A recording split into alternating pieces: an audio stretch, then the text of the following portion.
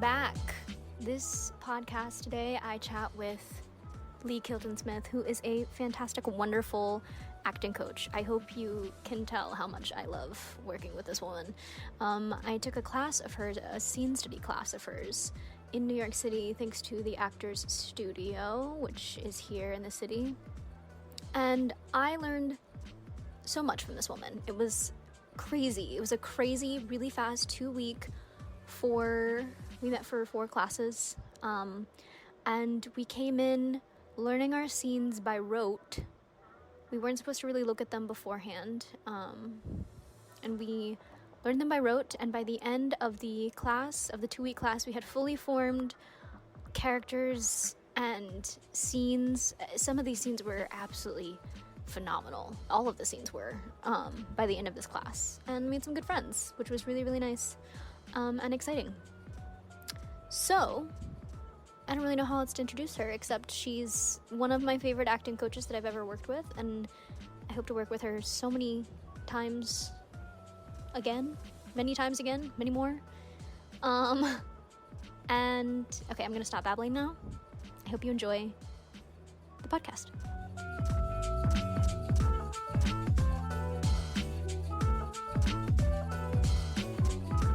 Hello. Hey. I'm here with Leigh Kilton-Smith. It's me. First question I like to ask on the podcast is what are you sipping on? What are you drinking today? Today it is the extremely exciting bitters and soda. I don't think I've ever had just bitters and soda before. Well, I try not to hit the tequila until after 6. And then once 6 rolls around, I'm like, yeah, it's time for a little something on ice. But yeah, bitters and soda, I don't know why. I think I'm turned on to it by my husband. I think it's like an aperitif for your tummy.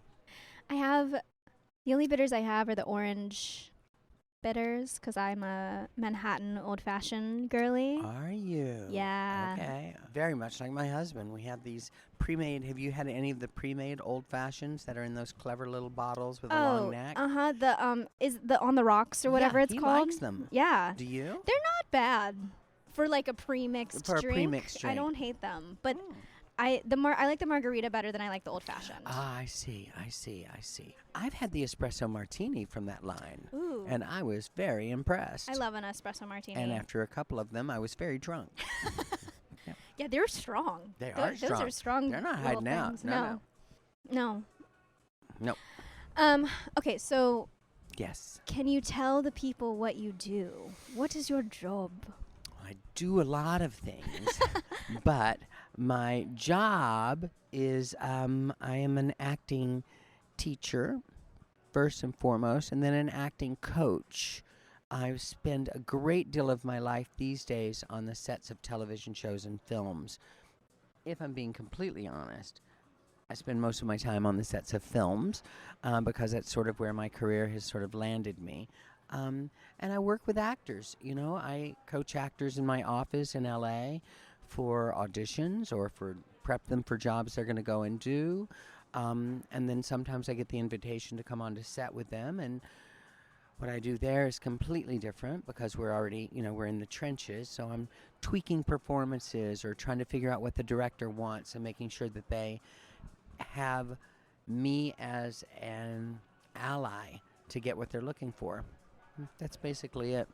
Other than that, I curse a lot, and I have an orphanage in Tijuana, and married 37 years, and old. I'm just old. I'm currently in your class right now, your scene study class. Yes, you are. And I've been telling people, I told my agent about you, and I was like, you need to add this woman to your list of people for LA. Thank you. Because I know they have New York clients, and I know they have LA clients. And they have this long list of teachers and like studios, spaces, and things just like as a resource to us. And I was like, you guys should check her out because she's got a studio. Well, that's in a LA. good agency. That's a good agency that keeps those kinds of lists for you guys. Well, thank you for referring me. That means the world to me. Yeah. No, I my brain works really well with the way you teach, which is nice. Good. I've been to a lot of classes, and I was telling other people this, that I've been to a lot of classes where it feels so competitive because you're performing for the teacher as well instead of like even just you using the term a rehearsal instead of performance or presentation or something change the whole I'm thing. so grateful. For me at least as like a learner. And this is also one of the first few acting classes in person that I've been in, because my college experience was thwarted by a pandemic. Yeah, I heard of it. So I took all of my acting classes on Zoom. I took a lot of my on-screen stuff was kind of sort of in person, but we were all masked up. I'm a musical theater student as well, so You are? we Okay. learned tap on Zoom. Wait a minute. How do you learn tap on Zoom? To be completely honest, you don't. But I did get a grade. I did pass the class. I got the credit. Unreal. I can't even imagine. And it was a very interesting experience. And this generation coming up, I think we're all gonna have some interesting. You're gonna be working with some very interesting people. Listen, God bless you for pursuing your training, no matter. Right? I was on a movie, coaching on a film, and we got shut down by COVID. And I went home, and I thought, well, now what the hell do I do? And I heard through the grapevine from one of my students that there was another student of mine that was having a very hard time with the shutdown. And so I thought to myself, wow, I've only used Zoom for appointments and interview for jobs and stuff like that. And I thought, well, maybe I'll do a Zoom class. And I put one together to make sure that he had something to do once a week. And I found that I really dug it. Like, I kind of leaned into it, and I sort of enjoyed it a lot. And we got some great scene work done, because it's where I met Emily, it's where I met Eric, my dear New Yorkers, and I took all the scenes and made them scenes that were taking place on a Zoom call. So yes, my film class we did. So we had like the film class where you're learning the ins and outs of like doing film and just like the business side and also the actor side, and then you worked with the MFA students who were directing their short films, who unfortunately weren't able to meet on the wonderful sets that we have that we can create. And so I did some scene about a witch. I was like a witch, and my mother was also a witch, and I'm being like cast out of the coven or something like that. And it was on Zoom. It was all on Zoom. And it was a very strange. I did a Shakespeare. I did a 12th Night scene on Zoom. Wow. It was there to save us. It was there to keep us connected, and I'm forever appreciative of that. I really am. I had no idea. If you had said to me, there will come a day where you'll be teaching a class staring at your computer screen. But we had, we have a lot of fun in class together. So we laugh and we talk about things that are not related to acting that I feel directly affect acting. Sometimes a class ends with a song and someone playing a piano. It's a great song. It was a beautiful song. I didn't realize that Eva sang until I stalked your Instagram to find the other people in the classes' Instagrams, and I was like, oh, she writes music. Clever. You're so clever. Yeah, she writes great music. But yeah, as acting classes go, I hope mine is different without being self-consciously different. I just try and make, like, even the detail that you pointed out, which I'm so grateful that you get, referring to it as, now get up and do your scene, get up and rehearse, get up and do a rehearsal. Okay, this rehearsal we saw today had the following things that were positive, and these, it is a difference. I didn't want to teach a class where I was providing actors one more hoop to jump through. I didn't want to be like wearing a turban and carrying around a small white dog and speaking in an accent that wasn't mine and making you sweat because you were scared of me. I didn't want anyone to be scared of me. I'm tough, but I'm not cruel. And that's by design. I think the first thing that I ever said to you was, hi, thank you for this wonderful conversation. It was the conversation with you and Eric at the Actors Center. And I said, you scare the shit out of me, and I want to be your best friend at the same exact time. I don't remember that, but I love it.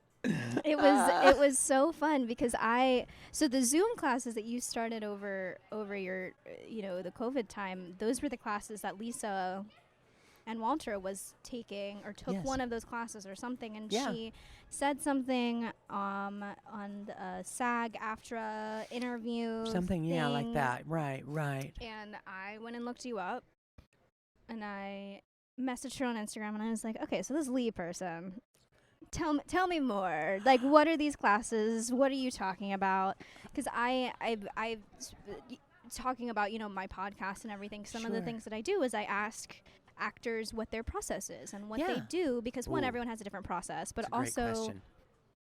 the process that I was able to create during my formative years of learning were all for a screen, which I find myself to be really, really good at self-taping. Wow. I'm good at a Zoom audition and a Zoom callback, because it makes sense So to me. That's what I interesting. know. That's what I absorbed. Whereas if you put me in a room or in an actual class in front of real live people, Wow. I'm like, what do I do? Oh, wow. I freeze up. So that's why I very much enjoy this class, because it didn't. Oh. Well, good, you but I know. don't, because I've had no sense of you freezing up. No, well, I am a anxious actor in the sense that which I've learned recently, because I am not a neurotypical brain. I am a neurodivergent brain who despises things like improv because I must know what is going to happen next. Like me and improv are not best friends. We probably never will be. And so going into a class, you know, I will spend the night before thinking about, okay, if they ask me this question, then I have this answer. And if they ask me this question, I have this answer. And if they tell me this, then, oh, maybe I should go look back at that line and da-da-da-da. You know, that's how my brain works with Wow. acting. And then if I'm in a rehearsal space, it's a little different, because I know I get the 3 weeks, 4 weeks to Sure. get all of those kinks out, and then it's on stage, and then, yeah. you know, fun stuff. But a class is so strange to me, because a lot of classes here also are one and done. Wow. Yeah. So when you reached out to Lisa Ann, you were just asking about her process, or you No, were? well, I had I'm a huge fan of hers. She's Love her in amazing. Abbott, love her in all of the stuff that she's done. But the way some of the stuff that she does, like, I grew up on The Parent Trap. Ah. We talk a lot about the scenes that she did with Lindsay Lohan when she finds out that she's Annie, right? That she's Annie and not Hallie, and that, you know, that one scene that has put her on the map. And how it's maybe 3-4 pages of a scene, but Yeah. it somehow is ingrained in a specific generation's head of her acting and the ability. And I know a little bit of the background of that story of they did it like 27 times over the course of a day, and you know, all of that. And that's what I love. And you would never know it. And you would never know. When you look at that performance, Yeah. you're like, was that take 1 or was that Yeah. take 27? And She's she said brilliant. in an interview one time that she was like, by the end, none of the words are changing, and she was just thought, you know, they kept doing it over and over again because she thought she was doing poorly and blah blah blah, and all of that. And that's what I love. That's why I get actors on podcasts like this, because I'm like, Good. it's super chill. Let's chat about this one scene. I Right. want to know everything that was going through your mind. I want to know what was happening. What did that feel like? Where were you in your body, and things like that. And so the way she comes from the acting and everything, I was asking her if she taught, and she was like, I don't teach. And she said her girlfriend Elaine does some things, but she's not really Love been Elaine. doing anything recently. And so then when she mentioned you in that thing, I was like, so tell me more. I need to know more, please. And I had signed up for one of your you had released another portion of classes that you were doing, and both of us were like, here we go. It's going to work out. We were chatting all about it, and she was here for a bit, so we were chatting a little bit about that. And then all of a sudden, I got an email from your assistant, and it was like the LA address, and I was like, oh man, I thought this was going to be on Zoom. And it was one of your 4-weekers. Right. It wasn't like a 2-week thing. I think if it was a 2-week thing, I would have actually tried to fly out to LA and do the thing. But 4 weeks out of a job and being all the way in LA. No. Not for me. So I luckily was able to catch that pretty quickly and Besides, my goal is to be in New York as much as humanly possible. yeah. So then when you were here again for your Q&A with the Actor Center, I was like, cool, I'll go to that. And I offered, I don't even know how I heard about that, to be completely honest, because I don't think it was necessarily public. It was really just for. Are you a member of the Actor I'm Center? not. Oh my gosh, I have no idea then. No, I'm not. And I think what I did, so I'm also a photographer.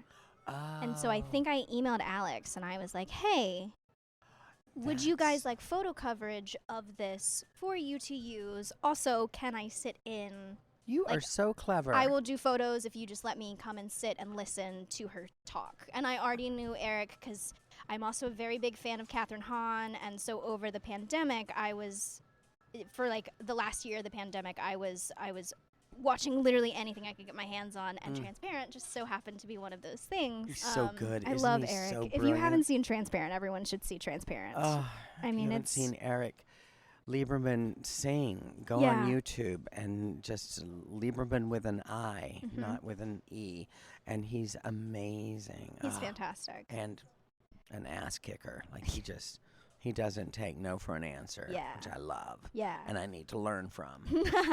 But so that's my story of meeting you. It went from Lisa to the Actor Center to then you did a class after your thing with the Actor Center, and I tried to sign up for it, and I was going to be out of town for 2 of those weeks, so it didn't make sense for me to take it, but I did force one of my best friends to take it, and I was like, you got to take all the notes. Take all the notes, and then I'm going to steal your notebook. Oh my God. And she said she didn't take too many notes because she was so in what it was. And I must have been a much larger class. It was what not was a her scene name? It was study. huge. Maureen Doherty. She has the beautiful, big, red, curly hair. Oh, yeah. Oh, of course. Oh, she was a doll. Yeah, it was there. I think there were 72 people in that class. Yeah. We had a fun time. Yeah. We had a fun time. She said she really, really enjoyed it. So, well, please and tell she her also I said hi. graduated in the pandemic. She had an online Zoom graduation. Like her whole junior, senior year was. Hope you had fun, COVID. Yeah. Hope that was good for you. So she really enjoyed that class. But that's how That's so good. That's how I was introduced to you. I love hearing that because classes, when I took classes in New York in the 80s, it was, I don't know that we would ever walk out going like, I enjoyed that class. We might walk out going, oh, I kicked ass today, or, oh, he really killed me today, or he hated everything I put up. But class wasn't some place where community was encouraged. I think competition was. And again, you're so brilliant in the way you articulated that, because it is, I think it's a different vibe when you're having to get the teacher's approval. And so, yeah, we didn't really, I mean, you certainly make friends in acting class, but I think that a community of actors is just the best time you can have. Like, if you can get a bunch of people in a room together and we can talk about the crazy shit that you guys have to do and put up with, it's a good day for me. And so we did. That class was big, but we had a great time.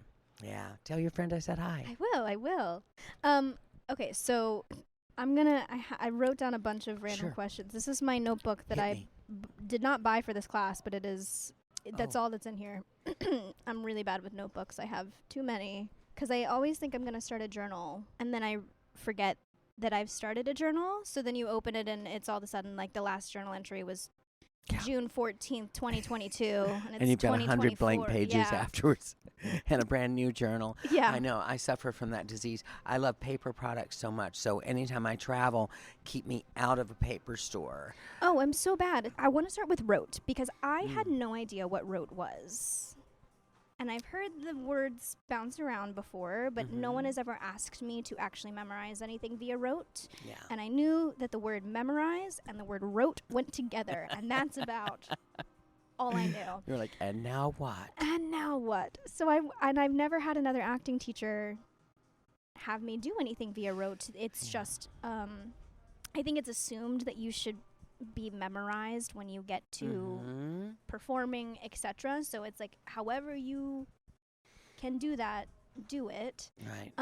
And so I'm wondering, like, explain why you like to use rote and how that works, especially if we're going to be on a set and we're working one scene and we have today to do it and that is it. But you just got the sides this morning. Right. How, you know. I think when actors memorize with emotion, they are deciding how the scene is going to unfold. And for me, that's very hard to do when you're not with the other half of the scene. And the other half of the scene is your scene partner. So I believe that the emotional life of the character is coming from what they're hearing. And so when the actor memorizes with emotion, they've already decided what they're going to hear and how they're going to respond to it. Then they show up and they find out that their scene partner is Chris Walken, or they find out their scene partner is Robert Downey Jr. And suddenly you're like, oh, my plan, I was going to say it this way because and so I disconnect the actor from that impulse because I think there's an enormous amount of freedom to be enjoyed when the actor has not made all these emotional decisions. I always say, like, if you can keep the emotional fingerprints off of text and put it into the memory, then you get to show up and see what the emotion is going to be actually in real time. So I always, I do a bit in my audition theory class where I, pretend to be an actor looking in the mirror and rehearsing a line like, I'm going to go to the store and get some milk. I'm going to go to the store and I'm going to go to the store and get some milk, and just rehearsing it over and over. And then sort of doing the thing of like, I'm going to go to the store and get some milk. And it's like, oh, I like that read. That's what I'm going to say tomorrow. 12, 14, 18 hours later, I've already decided how I'm going to say the line. But how unfair to your scene partner to not have a say-so in there. So I pull you guys back and I say, memorize by rote. You all hate me. It's difficult to do.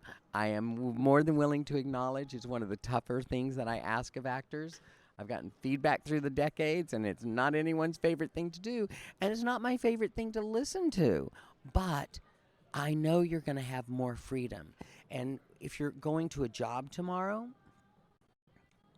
and you memorize by rote, I think you're in better shape than somebody who shows up on set knowing how they're going to say their dialogue. It just happens. And it happens in varying levels of professionalism. It's not just beginners. There are a lot of actors I've dealt with that have shown up on set and they're ready to say their lines their way. And it's like, you've got, your scene partner is like a brilliant comedian who is cracking everybody up with their improvs, and yet you're sitting there saying your line exactly the same way. Yeah. And it's like, it's not fun to watch.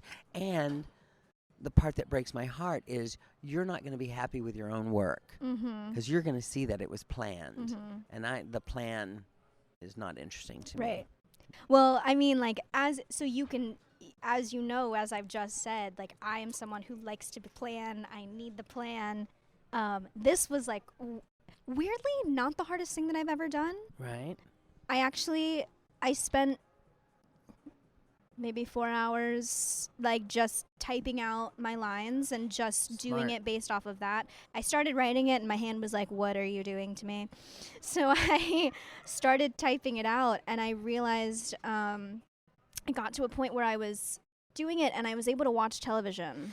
Oh, whoa, no way. While you were typing out your dialogue, you were also watching TV. Yeah, and so I must have learned it well enough, at least for that first day, for me to catch at least 2 seconds of what Mariska Hargitay was saying on my Law & Order SVU binge that I was watching, and then I would go back and I'd be like, oh, I did write that. And I zone out a lot, and so I think it got to a point where I realized all of a sudden I was like, oh, I didn't even know I was really on that sentence, but I guess that's where I am. Like, all of a sudden I clicked back in. And it gives so much joy of, like, freedom of getting to, like, learn and listen, which we talk about a lot in acting, right? Acting is reacting and listening and everything. And another something that I wanted to see is, do you have any shows or specific scenes or plays, like not plays, but like specific productions of plays that you find that someone can find online, television show, whatever, that you think that you have seen some really, really good moments of saying, like, this is what we're looking for when we say we want the reaction to it? You know what I mean? I do know what you mean. I'm racking my brain right now. I mean, Jamie Lloyd's production of A Doll's House was pretty spectacular. You know, she hit the stage, and she was just in a state of listening for the whole thing. And he had her on that, that turntable, and so she was out there 15 minutes before the play began. So she was all alone, just slowly going in a circle. And I watched her, Jessica Chastain, as she. She sat casually in the chair. She never changed positions. And then about 10 minutes before, she started cueing into the audience and started, interacting ever so slightly. And by interacting, I mean just with a subtle look and a judgment maybe that came from her. And then about 5 minutes before the other actors started showing up on stage, she was fully checked in. And it's that kind of courage where again, you have an actor that's as talented as she is. She knows the power of listening. She knows the disempowerment of self-consciousness. And you're alone on a stage, in a chair, going in a circle. She could easily have gone self-conscious, but I never saw it, not the night that I saw it. So I just think that there's a whole array of great listeners. Meryl Streep did not get to where she is today by just doing accents well. Right. That woman was a great listener from the moment she stepped on stage. I mean, from the moment she stepped into the zeitgeist of entertainment. Her first movie was Julia, and she plays like an aristocratic, a woman who is worried about the communists taking over the country or something, and she's actually playing a woman much older than herself, but her listening is on par, man. She's in a scene with Jane friggin' Fonda, and it's just, it's like anytime I feel like that we get lost in watching someone on stage or in film or in television, you're watching a great listener. Yeah. Every single time. Well, and I said this in class the other day. It's been so strange being in this class and then going to see theater. Yeah. Because then I can sit there, and I don't mean to. I mean, we're humans, so we judge regardless. But I will sit there, and I'm like, oh, I understand. I can see what you're talking about. I understand why that works, and I understand when it doesn't work. You and spot it. And it's so interesting. I've been watching. The Catherine Hahn and Agatha All Along recently, and I haven't seen that, but I'm anxious to. I love Catherine Hahn. It's very campy. I mean, it's that's interesting. She plays this crazy bad of a witch, and she's lost her magic powers. If you haven't seen, I don't know if you watched WandaVision. No, I haven't watched anything. That sounds amazing. Yeah, so WandaVision it's Elizabeth Olsen playing, and Paul Bettany. Wanda's character has taken over this town called Westview in New Jersey, and has put this hex on them, and has created her own sitcom world, this own perfect sitcom world. And so the first episode, which is called filmed in front of a live studio audience or something like that, which they actually filmed in front of a live studio audience, it's set in the 50s. That was what all that was about. Yeah, and they used practical magic the whole time. I mean, it was phenomenal looking at and the costuming was as close as they could get to, Dick Van Dyke. You make me want to see it. You make me want to see it. It's wonderful. And then in the next episode, you're in the 60s. And then you're in the 70s, and you're watching like a Brady Bunch style thing. And then you're in the 80s. So every episode was a different decade? Every episode was a different decade until you get into the last episode, which is still supposed to be the sitcom-y world of Modern Family. Oh, my God. And that's when you get the cut to, them doing their interview with the camera and everything. And you find out that Catherine's character is this witch that has somehow infiltrated this hex that Wanda has created. So by the end of the show, Wanda is, she flies off before, and then Multiverse of Madness came out right after that. And but we still have Agatha Harkness, who in the comics is just this old lady witch woman who is like a nanny. But we see the idea of there's this witch's road that you can walk, and it's similar to the road of the Wizard of Oz, where you walk this road and you have all of these challenges that you get through, but you have this one goal, and that's to meet the wizard or get whatever you're hoping for. And so we're watching Agatha and this coven of witches. Patti LuPone, Joe Locke is new to the cast. Deborah Jo Rupp is in the show. I mean, it's a fantastic campy thing with some seriousness. Aubrey Plaza is also in it. Oh my God. But Catherine's performance in this is something that I think I'm very excited that people are seeing, because it's what cool. you see in Transparent. Oh. It's that, but then you also get the comedy side of her because she's Sure. hilarious. She's hilarious.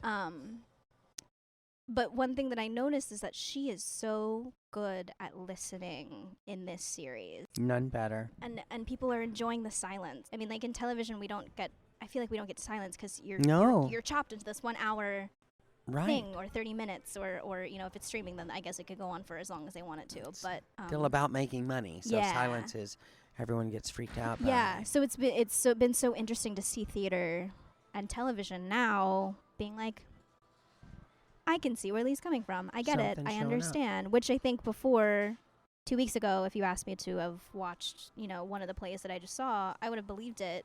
Hook, line, and sinker. And silences are such a powerful tool used judiciously. It's a powerful storytelling element. I saw a play last night, McNeil, with Robert Downey Jr. up at Lincoln Center. And Robert. He's, brilliant and awesome and fabulous. But I got to say, his supporting cast, I didn't feel like their director protected them very much. And the director is the legendary Barnett Shure. Shure. And so what the hell do I know? That man's got more Tonys than I'll ever see. But I really had the impression that, like, you've directed your actors into a place where they're going to be held up for extreme criticism, and I may agree with some of the criticism, and I feel like directors in general, they forget that part of their job is to protect their actors and to expand and push them, sure, but they're also protect them. Don't let them do something that they're gonna not feel good about. Right. Yeah. When you are on a set and you're working with an actor, what is something that you find helpful for the actor, for themselves, for their own, prosperity, and then also for the people that they're working with when it comes to getting things done in a timely manner, but also getting the best work that we can see on camera? Because sometimes you get 28,000 takes and sometimes you get 2. Sometimes you get 1.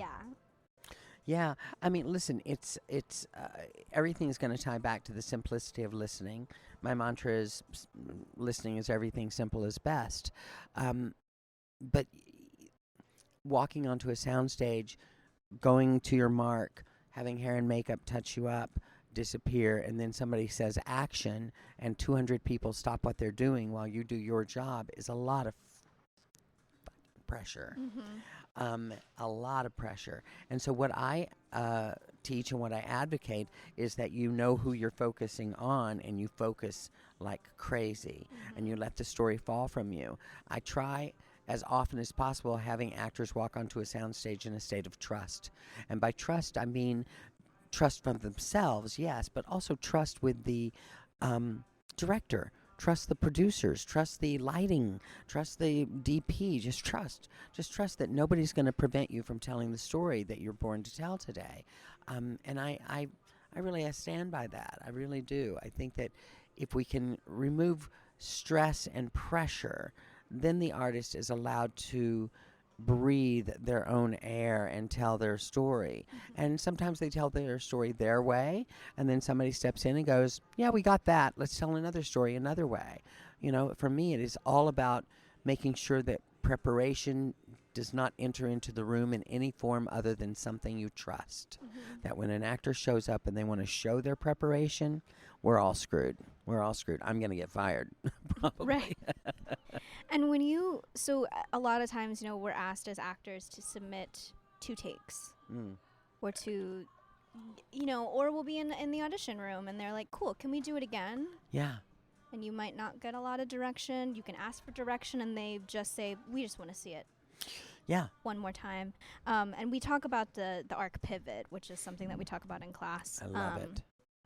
But when asked to do something different with the same exact words, what do you have any tips or any good way of making that new without all of I mean, I'm sure rote in general is going to help with that, but what you're describing is a common enough event, and the thing that I say, and it may sound contrite to say, but I believe in it wholeheartedly, is it's not in how they're saying it, it's in how you're hearing it. So you heard it one way, and they said, okay, that was amazing. Claire, can we do it again? And this time, just, more happiness, more lightness. So now you look at the reader, your battery, and you see them differently, and you listen to them differently. Whereas on the first take, you listen to them as if you had to defend your position. But now you've gotten permission to be lighter. So now you see them as not an intimidating thing. You see them as more like a little sister or a little brother or somebody that you don't have to. But the listening is still there, and what's going to make it different is how you're listening, how you're hearing what they're saying, and they don't even have to say anything sometimes. Yeah. You just key into them. Yeah. And that's if you get clear direction. If you don't get clear direction, I always say, if you said it quiet the first time, say it loud the second time. Right. Just fucking give them something different. Anything. Like her. Yeah. Good. I was just silently asked if I could curse. And Claire was like, yes, of course. Yeah. You do you. I really want you to tell the cat story. So you have a story that you like to tell about it. Speaking of self-tapes and the dreaded big, huge pop-up blue background that we always have to use. Oh, my God.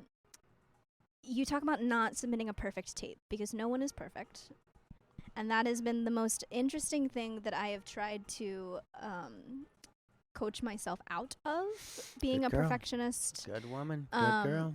Is if I flub up I flub up words all the time because I have a bajillion things going on between the two ears on my head, and sometimes I think of two words and they come out as one singular word, and it's happened on a self-tape before, and I've gone to a point where that's my third take, and I'm like, there's no way I can send that in. Why would I send that in? And so you do another 10 takes until you get it all perfectly right, and no one wants that. No one wants to see that. Well, I think you got to back it up. I just want to be really clear. I'm not a fan of the self-tape verse. I think the tape-a-verse that we've entered into was connected with a pandemic and needs to be done away with, and everybody needs to get back into their offices, and we need to be looking into each other's eyes. That casting directors are inundated with tapes from around the world that they have to that they're sitting in their living rooms, and there's somebody that's sifting through the first 500 and somebody sifting through the next 200, and somebody, it's unfair on all levels. The only thing that's fun about it, I suppose, is that you get to work from your living room. But I don't know about you. I want to go I want to go somewhere to do my work. But so I'm not a fan of self-tapes. That said, leaning into it, I begin to realize that the detriment, the cancer of self-tapes is cancerous for the perfectionist, because the perfectionist will polish away all of the texture of themselves as the character. And so I started making it my job to look at self-tapes a lot and see where things were missing, because I wanted to keep you guys on board. If this is where we are, I want you to get jobs from it. So I started looking, and I realized that the perfectionism of it was really scary. And so I started implementing into my audition theory class this concept of the only perfection is imperfection. And I know we say that, and that's a bumper sticker waiting to happen, but it's absolutely the truth, because you are auditioning for a human being. And as I say in class, we don't make movies or television films about people that have it all worked out.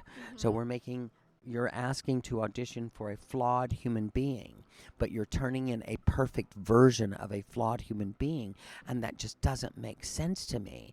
So I really glom onto these stories where an actor does something, or I've witnessed something that an actor does where I go oh my God, that's amazing. So I had a beautiful actor in LA doing a self-tape with her. It may have been during COVID, because I think we were both online, and one of the kittens that she was fostering jumped into the frame, and she, being a pro, just kept going with the scene and petted the kitten, and the kitten ran away and went somewhere else. And at the end of it, I was like, send. just press send. Just press send. It was so beautiful. Her humanity came out, and it was not expected. But she ended the take with going like, okay, well, I guess we got to go again now with the cat. And I was like, no, let's not go again. Let's press send. It was a beautiful moment, and the character that she was auditioning for, it fit perfectly within her psyche. So, yeah. And then, and with my sweet Naomi Scott, who's now opening soon in the movie Smile 2, we were working on an audition when doing Aladdin. She had to send in an audition, and she's such a tiny, petite little bird, but she's just bodacious. And she was eating a salad right before she was going to step into frame, and we were going to put this audition on tape. And I was like, no, bring your salad into the thing. She eats like a truck driver. And I've said this to her, so it's not going to be a surprise. But she's just like shoveling the food in. And that tape accomplished a lot, I'll just say. It really, we want to see you guys as human beings, being human. And that means not perfectly memorized sometimes, and not paying attention so much to punctuation that you wound up sounding like a scriptwriter's version of a human being. Mm-hmm. When you're given a script, your job is to literally hand over a human being at the end of the day. So, I guess another question, which has nothing to really do with like the teaching of it all, but how did you get into doing this? It's a great question. I was in New York. It was the 80s. I was busy, having a lot of fun, and I was in this acting class, and the teacher was William Esper, and he was very clear with me that I was not an actor. He liked me, I think, but he basically told me in every class, what are you doing? Leigh, stop that. What are you doing? You're not an actor, are you? And I was like, all right, what am I? I'd had a lovely actor help me with an audition, and I thought it was such a cool thing that he did for me. So I stuck that in my back pocket, and then I started helping actors in my class with their auditions, and then somebody booked something, and suddenly I'm, covered in blood, being lowered into a shark tank. It was amazing. And then I thought, well, I really did like that. I liked helping people, and it took all the pressure off me because I think I'm a dreadful actor, as was evidenced by my teacher's feedback. But I think now I can honestly say he was absolutely right. But I didn't want to be a teacher that only lived in a classroom. I wanted to be an actor that was in the trenches with you guys. And my vision was I would be in the trenches with you. You would hire me to go onto a show, and I'd be in the trenches with you, and then I'd go into a classroom and not know what the hell I was talking about. But what happened in L.A. Was that I was hired onto a show through a dear friend. The show had said to her, please get a coach. She was like, well, my friend does. And so when that show was canceled, there were more people that I'd met on that show that were going to other shows, and they were saying, hey, would you come work with me on this show? So I just kind of went from show to show to show for 10 years maybe.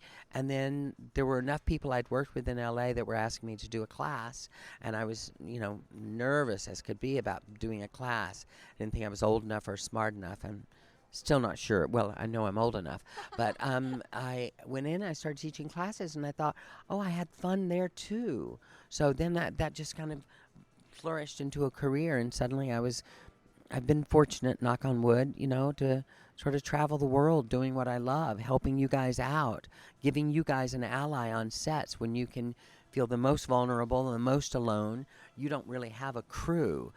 Producers would say to me, well, hair and makeup is their actor's crew and the director is their crew. And I'm like, no, they're not. None of those people are talking to them, with the rare exception of some directors, are talking to them in a language that is inviting and not judging, that is welcoming and not critical, that is, my job is to keep your imagination engaged in the story, right? The story is everything. And so each of those characters they have a different story. They're coming in, and that fascinates me. I love it.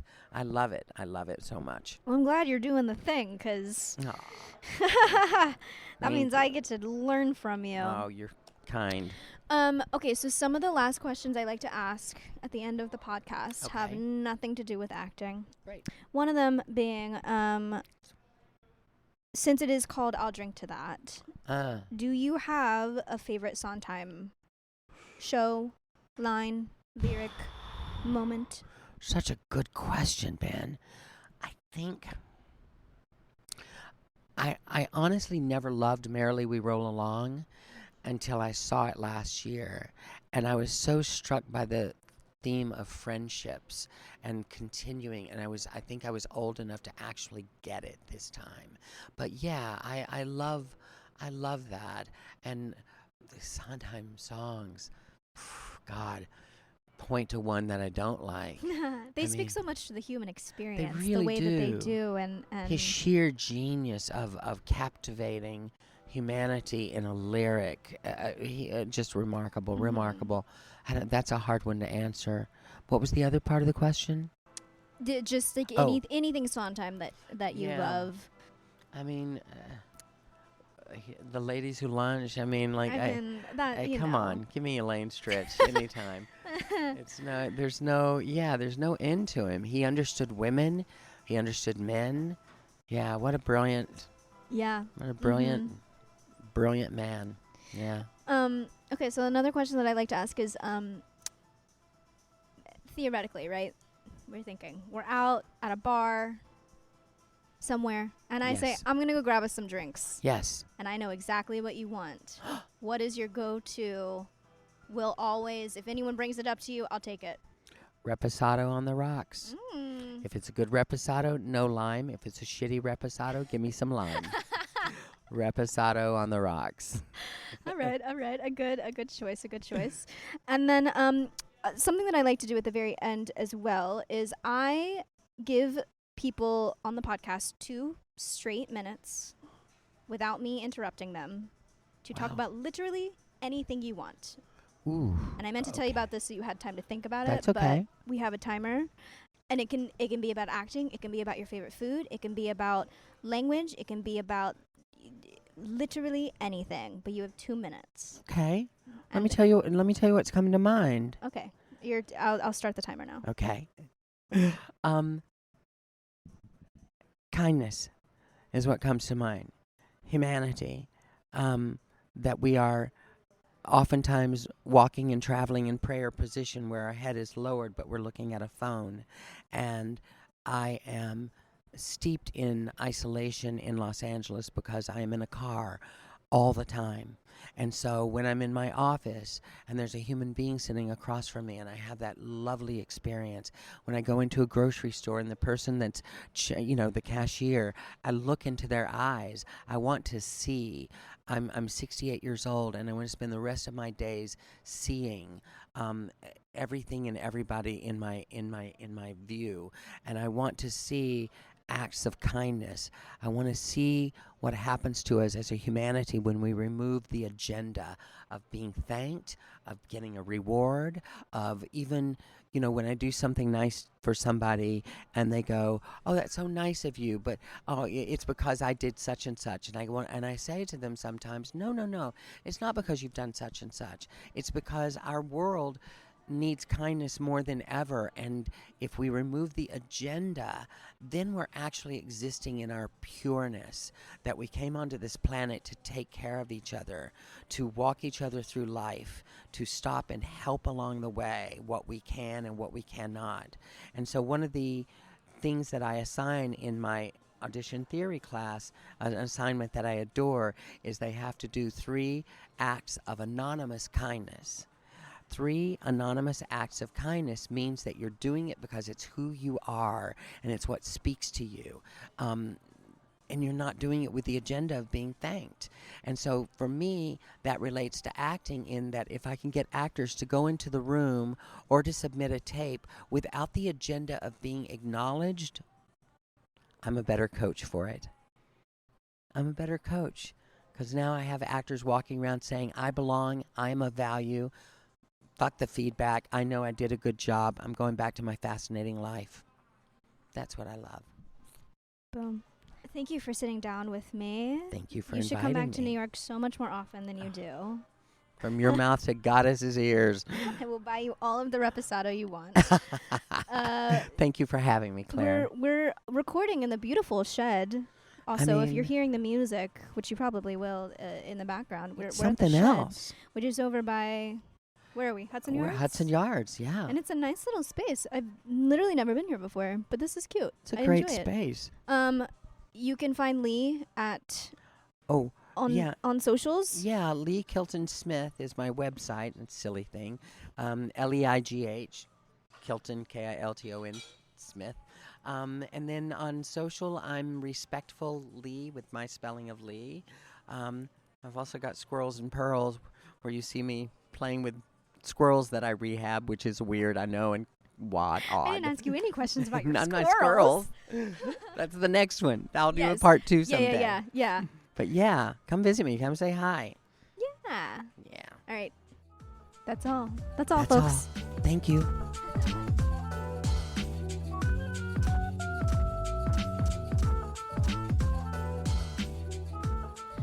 I hope you enjoyed the podcast with Leigh. Hope you learned a lot. A big announcement. We have moved. Our Instagram has moved. If you've been following the Broadway vlogs on Instagram, we are pretty shadow banned, unfortunately, and I don't really know how to fix that. But if you have followed, you've noticed or you've seen me post before where I will post something and it will get 90 views. So I've just decided to start over on a new Instagram. Instagram holds usernames for a few days, few weeks, I think. So you won't find us at the Broadway vlogs anymore until the username is back up. You will find us at the Broadway vlogs 1. The other account is still up. I think it's called the Broadway Vlogs .2 or something. I'm not really posting on there much except to say go follow the new Instagram. But if you aren't already, check that out. Come and follow us. I will be posting all of the updates. My Dear Theater Artists posts will continue monthly or as many times as I remember to do it. And yeah, that's it. Follow the Instagram. Be the first to know about new episodes. And happy holidays if I don't speak with you until then. All right, bye.